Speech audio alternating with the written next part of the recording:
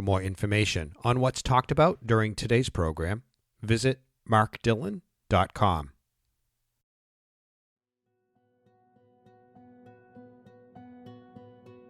For many people who are eating plant-based food, there's a moment, one moment along their path where there's a deeper connection. You may have heard something before, you may have seen something before, but in that one moment, there's an awakening. Kathy Freston had been a writer, and she was writing about spirituality, about meditation, about the inner self, really understanding how we can be in this moment and really be present. During that time, she received some literature in the mail from an animal organization, and there was a picture of a cow that was being dragged off to slaughter. Later on, Kathy was playing with her dog, and that image had stayed with her. And all of a sudden, there was a connection that cow was an animal, and that her dog was no different than that cow. I was playing with my dog one day. She was a little Chihuahua. Her name was Lotzi. And I was rubbing her belly, and she was on her back, and she was, moving her legs, kind of like a baby does, just really excited and everything. And I was just thinking to myself, I love this dog so much. I just love this dog. Animals are so amazing. And then this little voice in my head said, well, if animals are so amazing, then why are you eating them? And it was literally like my conscience speaking to me. And I sort of froze and I kept looking at her and looking into her eyes, and we were so connected. And I knew the emotions of my dog, as I'm sure any pet lover has. I knew what she was feeling. I knew what she wanted. I knew what she was afraid of. I knew what she loved. And she was just a wonderful little personality.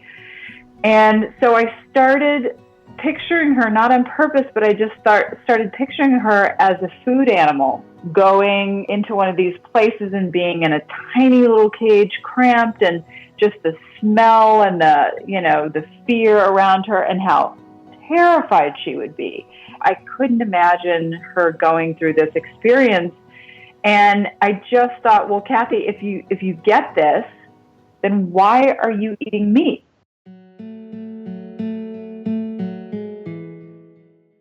On your path to eating plant-based, have you stopped for a moment if you're still eating meat, eggs, and dairy, and asked yourself, why? Given some time to investigate, to really look at for yourself, why is it that you're doing this? Oftentimes we just keep doing it, but we don't often stop and check in to really be mindful of why it is we're doing what we are doing. For Kathy, it boiled down to a few different reasons. The truth is because I like the taste of hamburgers, because I like the taste of pizza, because eating ribs is fun to do with my friends, and that's the truth. It's what I'm used to. It's what I, enjoy. And I just thought, okay, so now I have to push myself to becoming someone who doesn't eat animals. That, to me, was a really hard thing because I'm a kid who grew up in Georgia, Doraville, Georgia, and all we ate was animal foods, ribs and fried chicken and hamburgers and all of that stuff. So that's where I decided that I was going to lean in. And I thought, you know what? I'm not going to do this all at once. I'm not going to push myself so that I fail. I'm just going to lean into it. That leaning into it is also a letting go of past stories that you've been told since the very beginning by most likely your parents, your grandparents, teachers, people who were influential in your life in telling you the stories that you now tell yourself. But of course, they were only told those stories by people previously as well.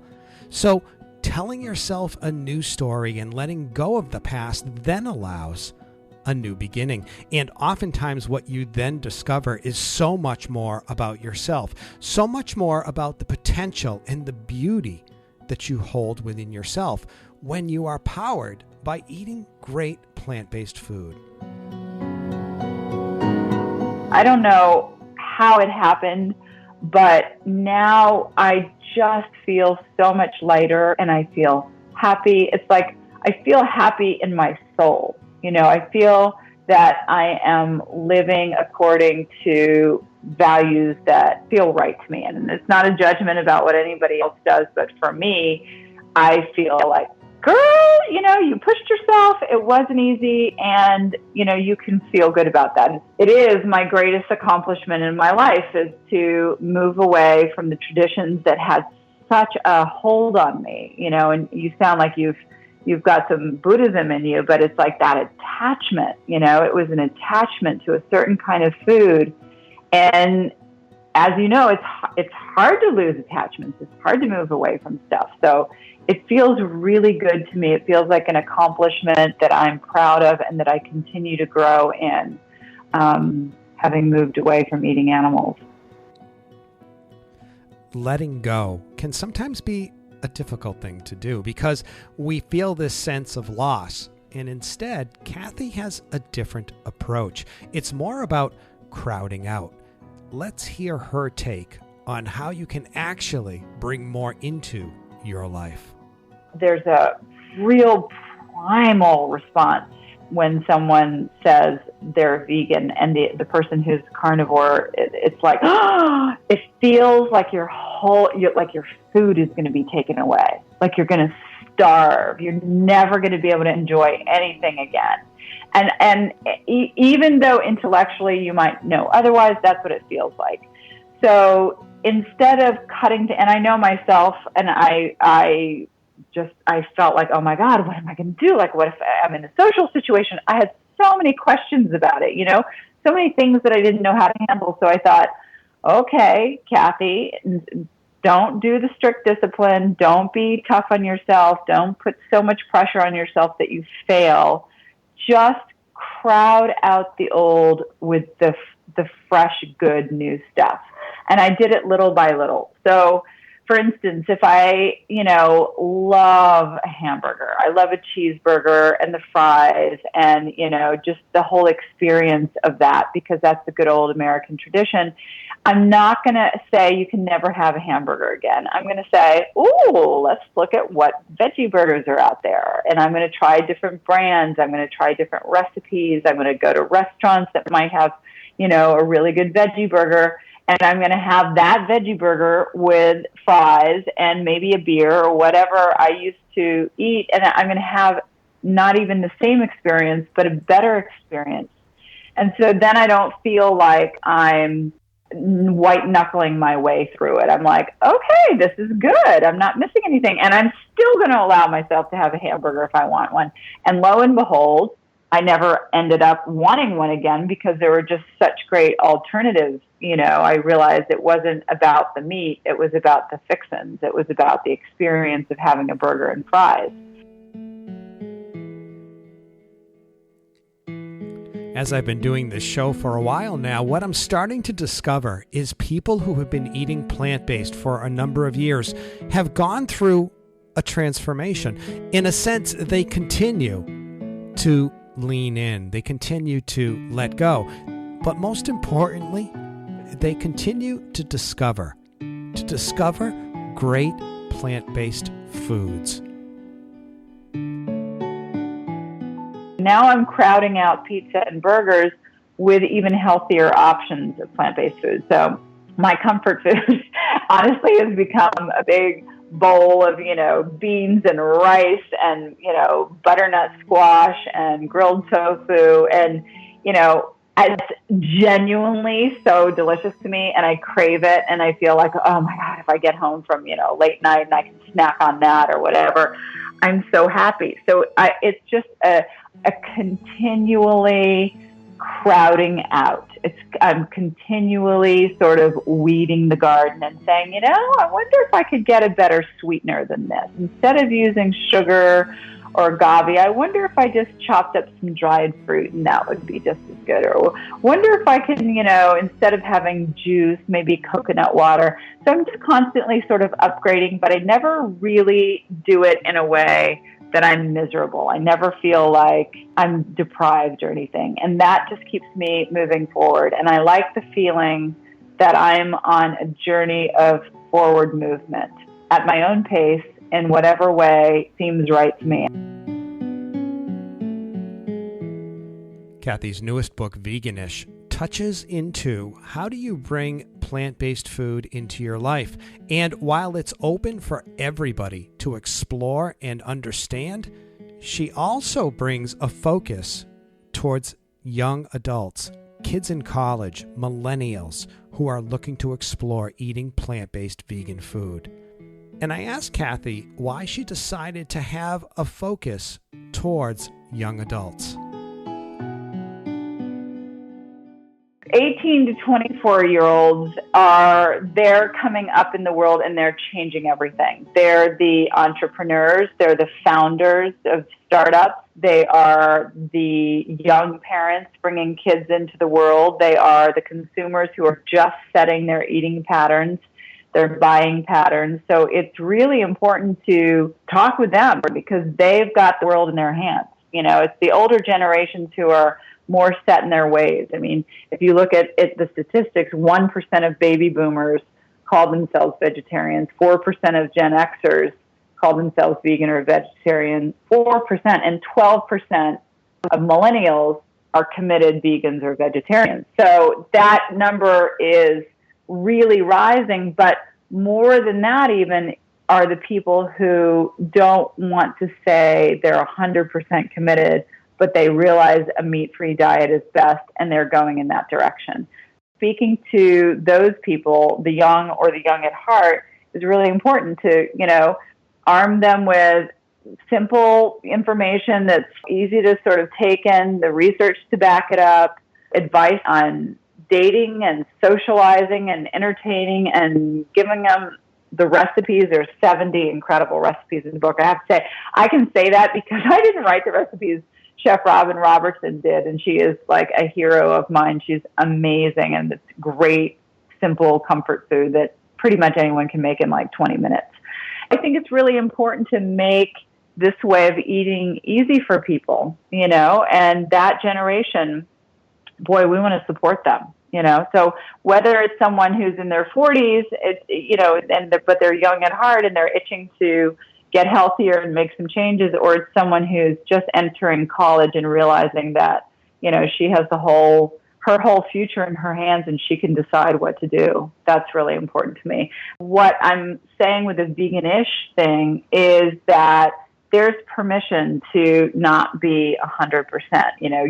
This younger generation, they're more gender fluid. They're more, fluid with their politics, with new ideas. They don't necessarily want to commit to an ism, one thing or the other.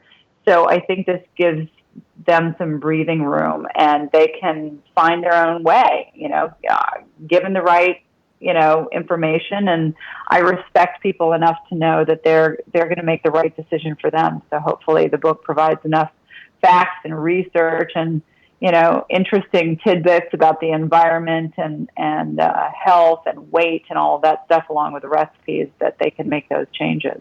Well, Kathy, you did speak about dating, and that's something that's really big for a lot of people that are exploring eating this way. And I wonder what you offered as advice for somebody in the book, especially if they were getting in a relationship with somebody who wasn't interested in eating this way. Well, and that's usually the case because the percentage of vegans is pretty small compared to those who eat everything, omnivores. I would say that you can't judge someone. You don't want to judge someone. I mean, you don't want to be judged. I certainly never wanted to be judged. You want to express that something is important to you and why it's important to you. And I think what is really key is to remain connected and to express to someone. So say I'm dating someone who is a carnivore or omnivore, and I say, I just want you to know that our connection is the most important thing to me. And so when I see you eating a piece of chicken, you probably are going to notice that I go a little dark because it makes me sad. So I'm not going to say anything to judge you or anything, but I may have to turn away. I'll have a tear in my eye because all I see is what happened to the chicken. That's just me. And so it's really important that we stay connected. So I just want to tell you this so that you understand. Now, if you're dating someone who is a caring person, they're going to want to stay connected to you. It's going to mean something, to them that this makes you emotional, that it's a value for you. And, hopefully if it's a good relationship, you'll work out, whether, I don't know, the other person doesn't eat meat in front of you, or maybe they give it a try. But if someone were to make fun of you for the way you eat, you might want to also say, do I really want to be with someone who is not curious, who's not open to personal growth, who's not, kind to me when I say something's important? It's okay to advocate for yourself and say that relationship might not work. But the thing to focus on is not you doing it my way or giving up my values. It's about how do we remain connected? How do we communicate in such a way that the connection is there? And that's a good relationship.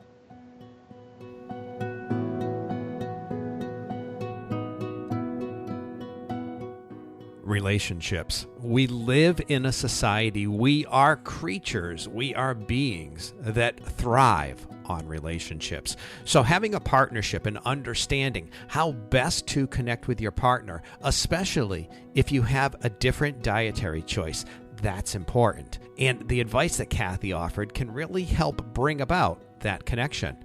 But there's also relationships with family members, people that you've grown up with, people that you have spent your lifetime with. What do you do with those relationships? How do you continue to make connections?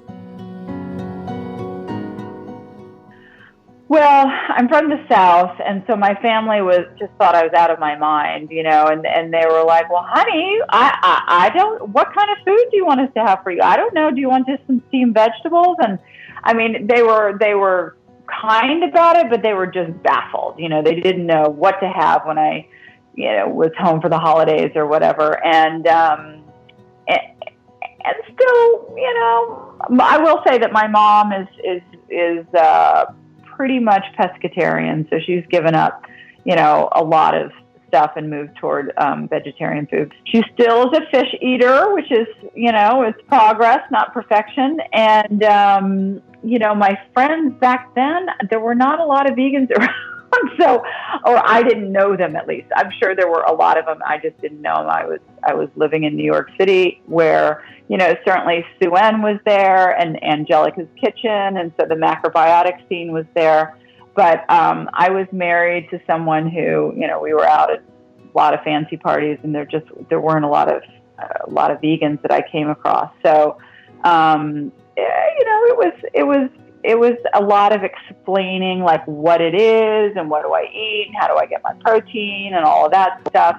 And it was a quick learn too, because I had to learn all the answers to these questions, which is part of what this book is about, is that, as soon as you say, I'm kind of vegan or I'm vegetarian or whatever, then people start firing you a ton of questions that a meat eater would never get. How are you getting your calcium? And, what about your, what happens to your BMI? And, all these questions, like if you're going to eat, vegetarian, then why do you wear leather shoes? And so I just had to learn all of this stuff. And some of the times I felt really on the spot and stupid. I really felt like, oh my God, they have a point. And then people would always say, well, I just read a study that you need this and da-da-da-da to sort of dispute whatever I said.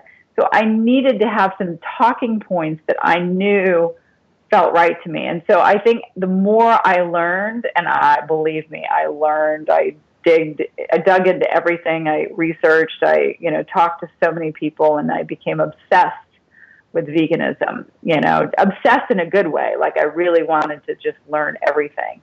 And then I got more comfortable. So then, the sort of dubious glances and snarky questions and stuff like that people would fire at me, I was like, oh yeah, I can answer that, no problem. And I didn't feel like I was under the gun. Well, as you talk about that, first of all, I think that that's awesome. And I think it's what is very helpful for a lot of people to have those answers, those resources that they can turn to. And many people will also say things like, but I feel isolated, I feel alone, or as you had even said, people will be kind of picking at you. And I wonder what it was that allowed you to still stand strong and to be proud in a sense of what you're doing. What do you think that quality is? What's that somebody could hold on to and keep going forward with? Well, I think I'm just such a big fan of the game changers and leaders throughout history. To me, it was like, yippee, I got it. I really understand this. I may not, excel in sports or whatever, but I really get this. And I'm so excited and proud to be part of this very progressive community.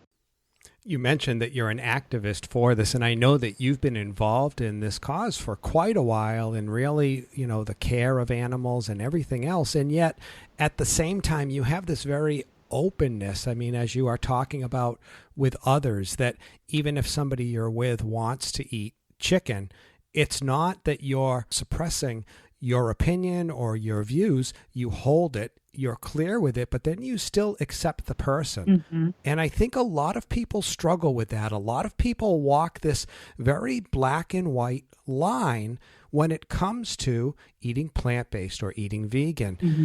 How is it that you're able to have your strong stance, your strong beliefs, and allow others to have their views without feeling like, I just can't win here, it's never going to end? Because I don't try to win. That's the word. To me, it's not like a win-lose thing. If I'm taking the long view and I'm trying to advocate for animals, and by bringing out a vegan diet as much as I can, that is my best way of advocating for animals. So the long-term view is to get people curious and happy and not shoot the messenger. So being mean or judgmental isn't going to do the animals any good. It's certainly not going to do the movement any good. And I also think of myself, I just think, I can't be that different from other people. And this is how I feel. If someone's judging me or pointing a finger at me or shaming me, I sort of reject them. I reject them and I reject their message. It just doesn't work with me. I look at, myself now, if sometimes I think, oh my God, how can that person eat veal? Seriously, so I get into, I'll feel the judgment, and then I'll think, hang on, Kathy, you still have wool in your closet. Now, for a lot of people, wool is just the worst thing in the world, and I actually do think it's the worst thing in the world, but I didn't get it until I got it, you know what I mean? And so I say, okay, you still wear a wool sweater every once in a while. So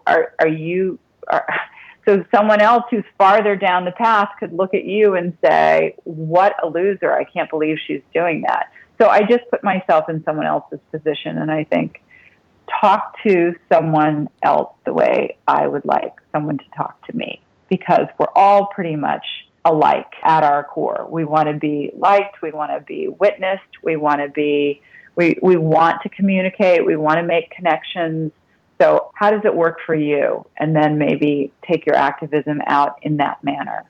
Well, as you're sharing that, what I'm hearing you, and going back to what you had said earlier, it's very reflective. It's very much, okay, I see this happening and I take it in, but then I start to turn it in for myself. And you had mentioned earlier about meditation and about mindfulness, which I definitely am into both of those. And I'm wondering for yourself, do you have a regular practice that you use? I do. I sit for about 20 minutes a day, and I've been doing this for, probably 20 years now. I don't do a particular kind of meditation, but I just sit and I just sort of relax my mind. And every once in a while, I'll do the Buddhist taking and sending, where, it's typically done at the bedside of someone who's sick and dying is you take in their suffering and you send back light and peace. And so sometimes I do that when I think of animals. I'll sit and I'll breathe in their suffering because I feel like I want to be a witness to that. And then I breathe out and send back light and peace and hope that it, gets better for them and that, things happen as fast and easily as possible. And that makes me feel sometimes if I'm frustrated as an activist, like I'm not doing enough or I can't be more effective, at least I'm in my meditation active. I'm actively shifting the energy, at least in my meditation. And then I walk away actually feeling better. So it's not like I'm taking in the suffering and letting it permeate my consciousness and change me, and then I feel heavier. No, I'm taking it into that place, into the center of me that's, part of the all that is. It's not Kathy Freston. It's just consciousness. And I'm bearing witness to it, and I'm sending back light and peace. And that just makes me feel better.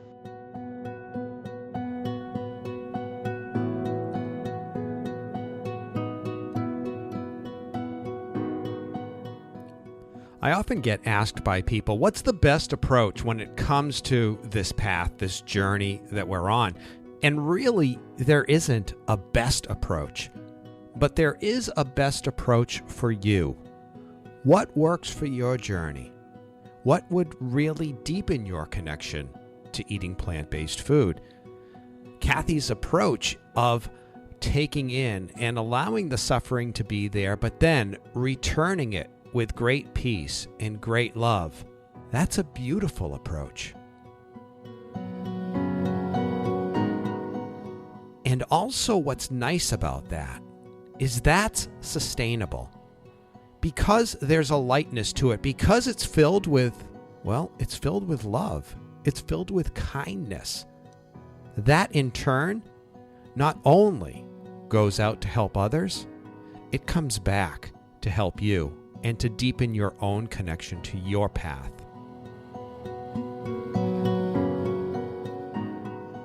And that's what makes changes, is that kind of forward movement, not the angry stamping your feet, And I understand there's a place for that. There are protest organizations that are really effective, with getting companies to change their ways and all of that stuff. And certainly there's a place for that.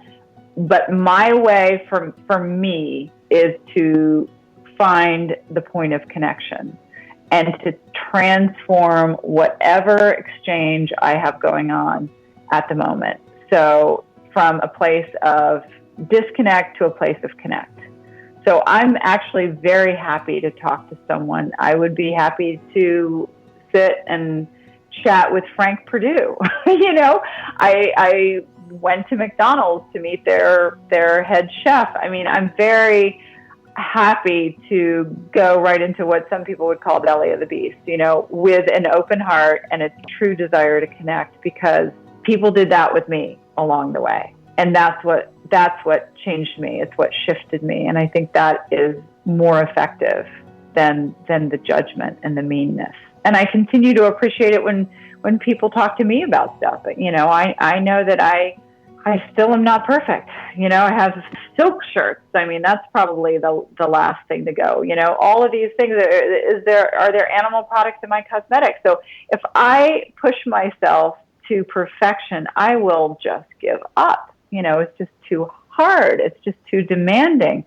But if I just listen to people who are kind and informative and the research is there, my curiosity is going to take me forward.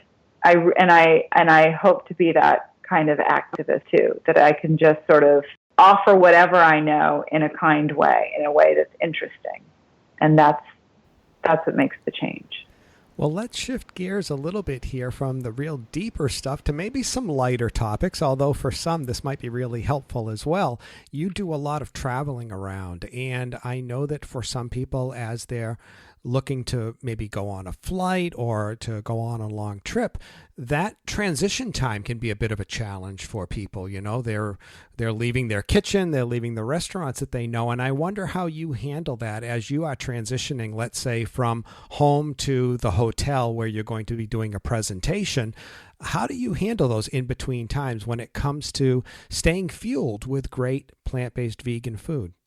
Well, I never travel empty-handed. I always have stuff with me. You know, I tend to have leftovers. And I always save, to-go containers so that I can reuse them. So if I made a dinner the night before, then I bring it, the leftovers on the plane, or if I'm out at a restaurant, I'll pack up the leftovers and bring it on the plane.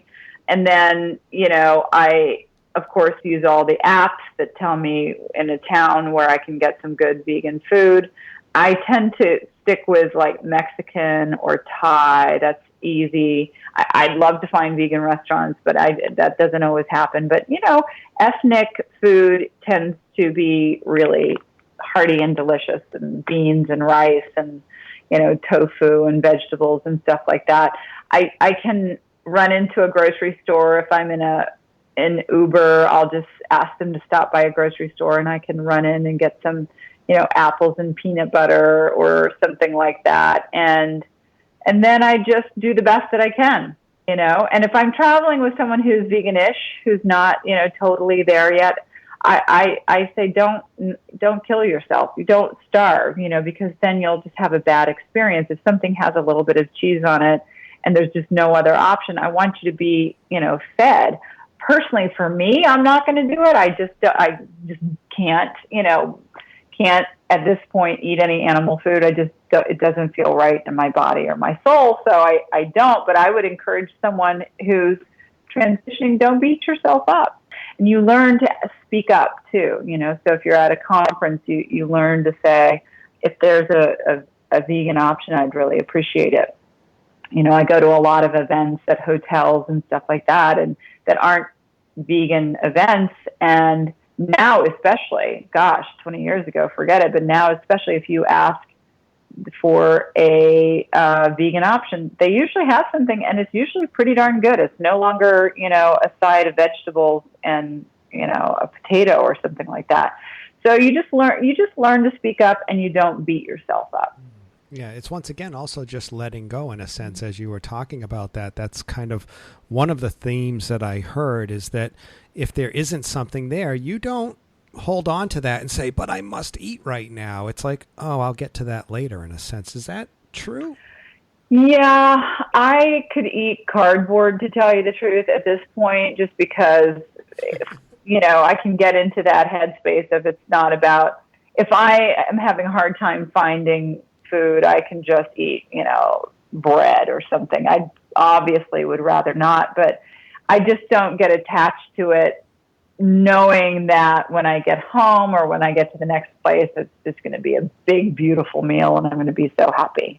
I try not to get too crazy with myself. I don't know if you've seen, a lot of health vegans, and God bless them. I mean, I love it. I love that they turn toward this way of eating for health reasons, but you can get so crazy with being right. You have to eat just the right kind of food, and it can't be anything short of, very lightly cooked, whole food, plant-based food. And I just think that paints you into a corner too much. And I just never want to get into that mind space. It's very easy to get nutty about your health, nutty about your body, all of that stuff. I'd really rather stay fluid and flexible and do the best that I can. And I think long-term, that serves us better. Well, you've been on this journey for quite a while. And if you could kind of transport back and see Kathy all those years ago and share one piece of advice on this journey that she's about to embark on, what would that be? I would say make it joyful. Make it joyful, because this is just such an exciting thing. And it's just such a wonderful experience that you're going to feel great about. And take your time, find your way, explore, make it like a sport, and enjoy yourself, because it's just wonderful. There's a little more to come, but before we do that, I'd like to let you know you can visit the blog post for this episode by going to markdillon.com/81. That's the number 81. There, you will find easy-to-click links so that you can get Kathy's brand new book, Veganish, as well as visit her blog at kathyfreston.com.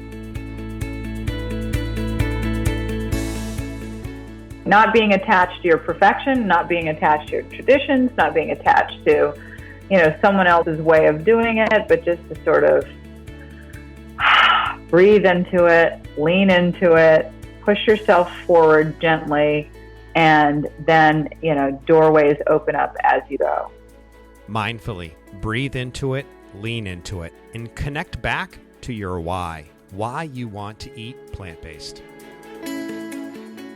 Honestly, every time I look at my dog now, because Lotsie has long since passed away, sadly, but I look at my dog Trixie now, I look at her and I think I love her so much, and then I just think of all the other animals.